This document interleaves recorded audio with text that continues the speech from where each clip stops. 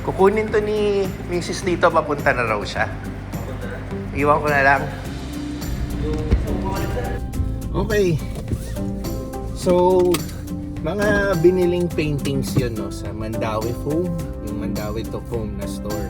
Binili ni Tins yun, pang design sa mga iba't ibang units dito sa SMBC para medyo aesthetic naman, no, pag may nag-Airbnb at nag-for rent. So, kinuha niya na, kasama niya ngayon yung mga kaibigan niya, nagstay sila sa isang unit, overnight sila since yesterday. So, magsiswimming yata sila ngayon kasi mainit na yung panahon, no. Ewan ko, no, ito na yata yung simula ng summer, pero sobrang init na po ng panahon ngayon. So tayo maya susunduin na po natin si Pixar sa school, pero bago yon mag-workout muna tayo and magpa-park tayo dito sa may bayad kasi occupied po lahat ng mga parking spaces natin sa condo. Lahat po may nag-rent. So wala tayong lugar, no. So no choice tayo kung hindi mag-park dito sa may bayad. So yun. Okay. Workout time na tayo, no. Bago natin sunduin si Pixar. And ano po, no, dito po sa SM, nagkita po kami nung dating teacher ko nung high school and teacher / kapitbahay, si Tita Evelyn. Kasama niya po yung anak niya na yung time po na nakatira po kami sa nanay ko, yun po yung kapitbahay namin. Tapos nakikita rin po namin yung anak niyang lalaki na medyo ahead lang po sila ng konti sa age namin. Pero yun, after ilang decades ko nakita yung anak niya. Tapos si tita naman, once in a while nakikita ko rin naman siya whenever umuwi sila ng Pilipinas. Based na po kasi sila sa US, so siya po at yung anak niya. So pumupunta-punta na lang po sila dito sa Pilipinas para magbakasyon. So nagkita kami dito sa likod, sa SM Condo. Naka-check-in po sila sa isang unit yan. So sabi po ni tita na next time sa amin naman po siya magre-rent or mag-Airbnb. So walang problem, no. Ewan ko kung nanonood si tita na sa vlog ko, no, nabanggit ko sa kanya na may vlog ako. So kung nanonood po kayo, tita, next time po pwede po kayong mag-rent po sa unit.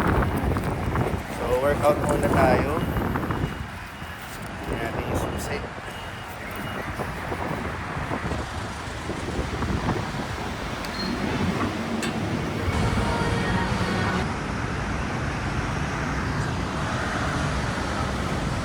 Finish na mag-workout and in a while alis na tayo, puntahan na natin si Pixar, susunduin na natin sa school. So sakto lang yung tapos ng workout natin.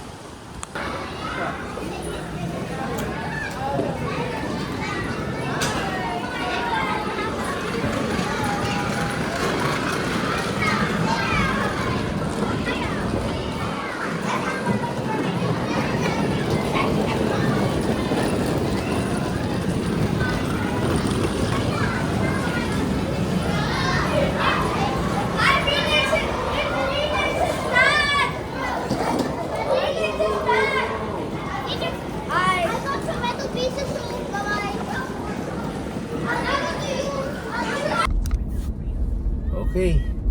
Pixar, say hi to the vlog. Hi. Uuwi na kami diretso ng bahay, hindi na kami magmo-mall, hindi na kami mag-ano. Kasi ako nakapag-workout na rin, no. Pero bago kami umuwi ng bahay, bibili lang ako ng pandesal and soya milk ko. Yung soya milk para po yun sa sa bagong eating habits ko, no? Kasi kailangan ko po noon dahil source of protein yun.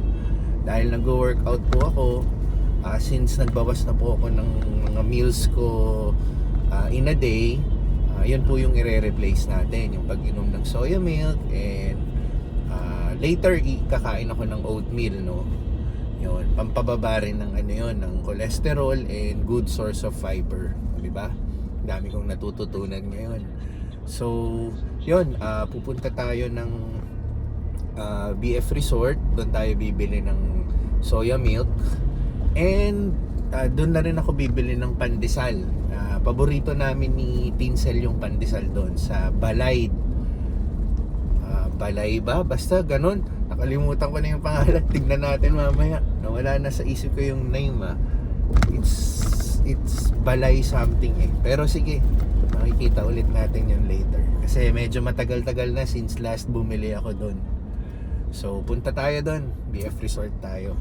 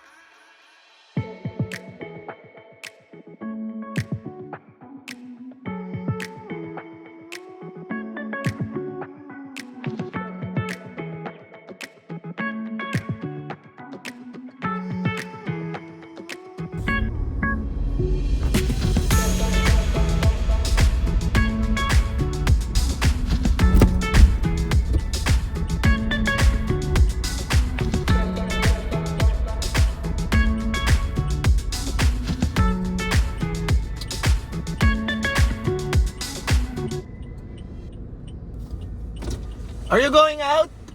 I will just buy here.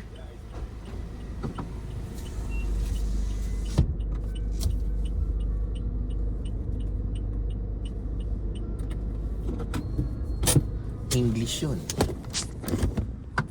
English yun. Foreigner kasi. Si Kuya eh. Parang si Mr. T. Pakita natin ha. Ayan o. Parang si Mr. T eh.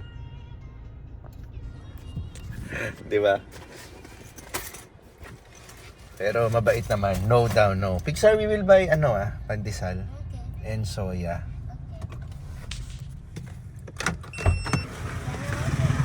Yeah, wait for me there. We'll just buy here. Okay. Thank you. Let's go. Okay. So ito pala yon. Balay pandesal. Balay, hindi ko alam kung may balay ano yung ano eh. So ito yung kailangan natin bilhin yan. Soya milk. Bibili. So may mga flavor yung soya milk nila yan. Tsaka taho. Bibili tayong taho. Yan. Ate, yung sa taho nyo, ito na yung pinakamaliit na size. Yung sa baso. Magkano yung ganito? 69 pesos. 69. Malaki po, 150 pesos. Tapos may kasama na po ng malaking sabon sa pangkakisi. Sobrang laki na yan para sa akin. Pag bumili ako nitong ay ito pala hanggang Feb 14 lang. Hanggang 2 days. 2 days lang, no? Okay. 2 days. Oh, bread. You choose your bread na. What bread do you want?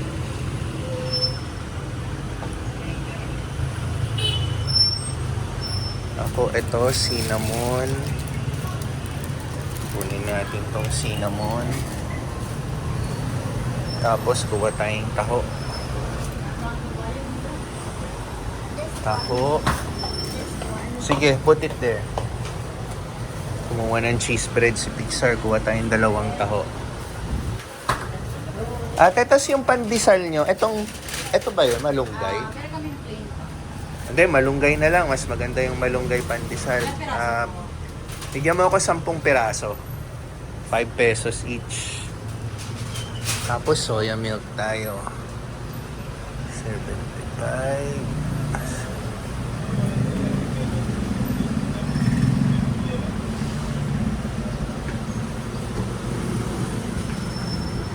2,000. Anong ibig sabihin nito? February... Ay, parang expired na? Ayun po. February 16. Yes. Okay, 2024. Sige, ilang days pa. Kaya, bili tayo. Is that it, Pixar? The cheese bread? Saan ba yung gusto ni Mami? Banana loaf? Ito, gusto niya to. Gusto ni Kinsel to. Okay. Uwi na kami. Tsaka sa ibang araw na lang yung oatmeal ko, no? Magtataho ako for lunch. So, si Pixar bumili rin ng cheese bread niya. Mag-i-snack siya. So, yun.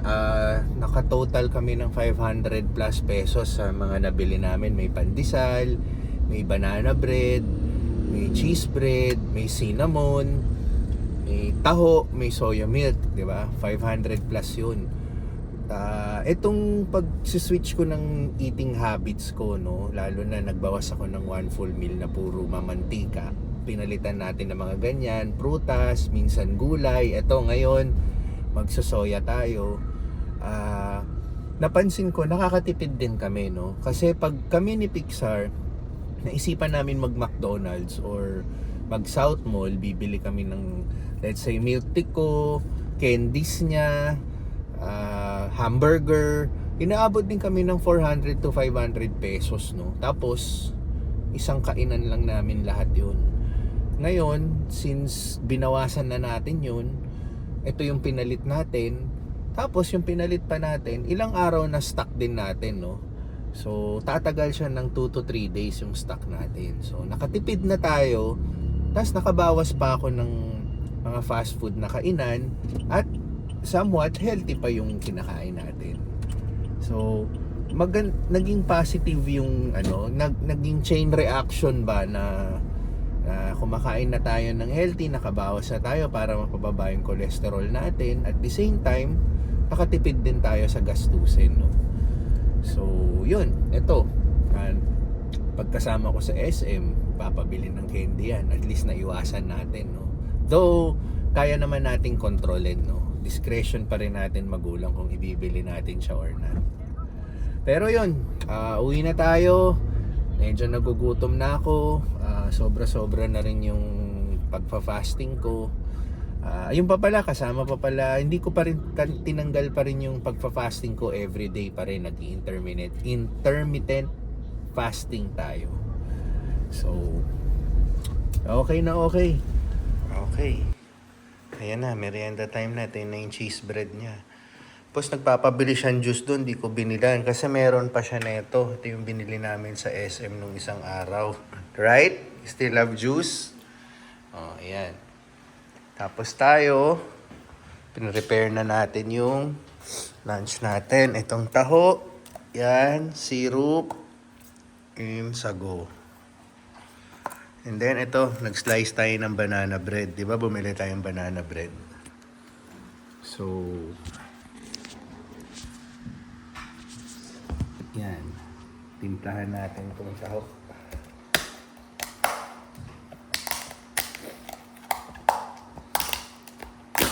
Makakain na tayo. So, ilalagay natin pakita natin. Yan. Yun. Tumalsik pa yung isa. Tapos, yung syrup. Yun. Sarap. Pwede na tayong kumain. Tapos, meron tayong, yung binili namin sa Yaw-Yaw, inuwi ko tong kutsara. Saktong-sakto sa lalim nung taho. Pero may natira pa sayang. Yan. Tapos, papasok natin yung syrup sa loob. Durugin.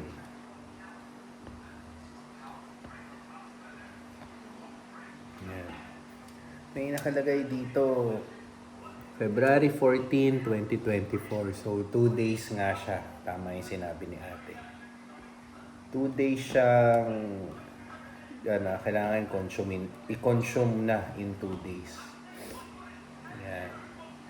So, kain. Ayos. Ito na yung lunch natin.